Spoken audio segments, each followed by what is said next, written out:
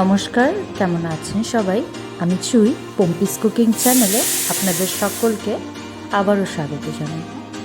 আজকে গরমে খাওয়ার মতো একটা পাতলা মাছের ঝোলের রেসিপি তোমাদের সাথে শেয়ার করব।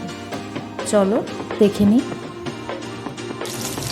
এখানে আমি বড় কাতল মাছের পিস নিয়েছি, তো এগুলোকে ভেজে নিচ্ছি প্রথমে।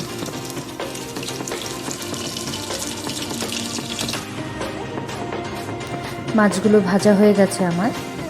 তারপর কাঁচা কলা কেটে নিয়েছি, কাঁচা কলা দিয়ে পাতলা ঝোল করছি। বাকি তেলেই কালো জিরে ফোড়ন দিয়ে দিলাম 4টে কাঁচা লঙ্কা চিড়ে। ঝালটা অবশ্যই নিজেদের অনুযায়ী বুঝে দেবে। এরপর দিয়ে দিলাম কাঁচা কলা। এখানে আমি একটা কাঁচা কলাই কেটে জল দিয়ে ভালো করে ধুয়ে নিয়েছি।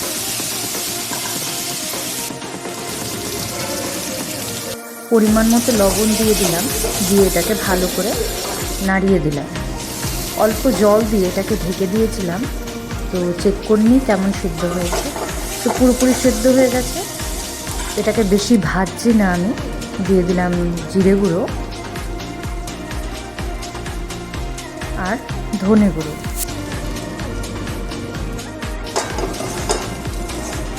এই মশলা দুটোকে 1 সেকেন্ড মতো ভালো করে মিশিয়ে ফ্রাই করে নিলাম। তেলটা যেহেতু কম দিয়েছি তাই এরকম দেখাচ্ছি। এবার ঝোলের জন্য পরিমাণ মতো জল দিয়ে দিলাম।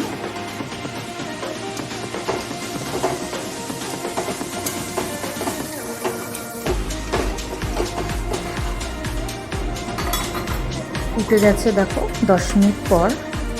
এখন আমি মাছগুলো দিয়ে দেব।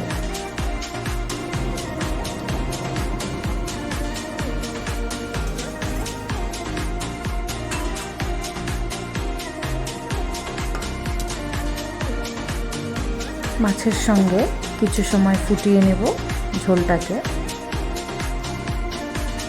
এই সময় তোমরা লবণটা চেক করে নিতে পারো কেমন হয়।